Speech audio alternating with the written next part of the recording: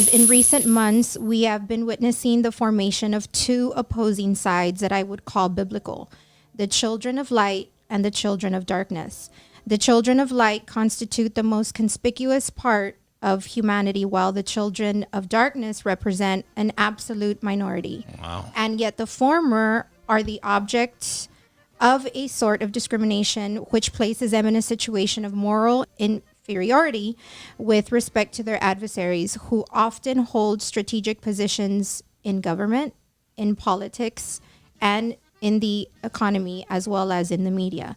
In an apparently inexplicable way, the good are held hostage by the wicked and by those who help them, either out of self-interest or fearfulness. What do you think about that? That's 100% accurate. There is a spiritual warfare going on for your mind and your soul. That's the battlefield.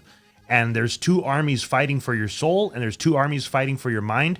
And it's the army of darkness and the army of light. And you get to choose. You get to choose which one you're gonna let into your soul, which one you're gonna let into your mind. Unfortunately, there's a lot of people that have let the darkness and the army of darkness just completely overtake not only their mind and their body, but more importantly, their soul as well. What do you think of the Hollywood stuff and the political spectrum right now? As far as darkness and light, I mean, it seems to be like darkness is overwhelming most of our culture. I would say 90% of Hollywood is part of the dark army. 90%. And they deal with some of the sickest things that you could possibly imagine. Some of your favorite stars are involved in some of the sickest, most disgusting, vile things that you could think of against children, against babies, against just terrible, terrible things. The more I dig into it, the more research I do, my heart starts to hurt, man, because I see this darkness. And that's kind of what happened to me, is that I had to make a decision to become a member of the army of light. And that's what happened with me, that I have to help in this battle.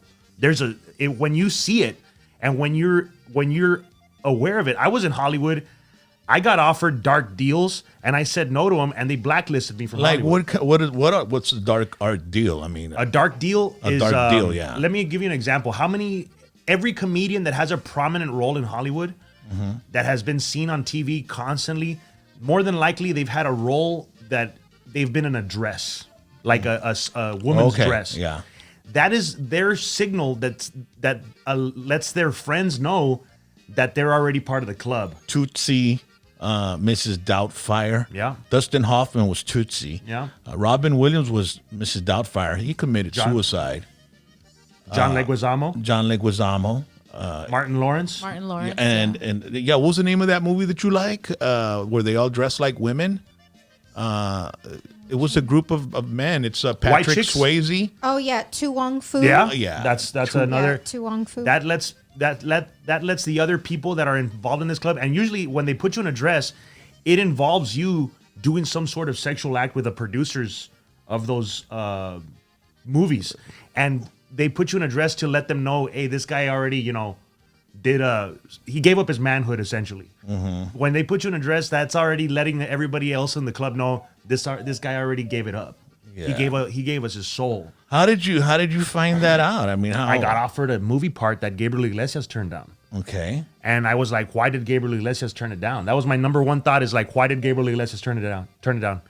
And the guy that offered me this role, he said, well, it's going to be like imagine Big Mama's House, like Martin Lawrence. Yeah. Is he part of the club? Yeah. He got an address.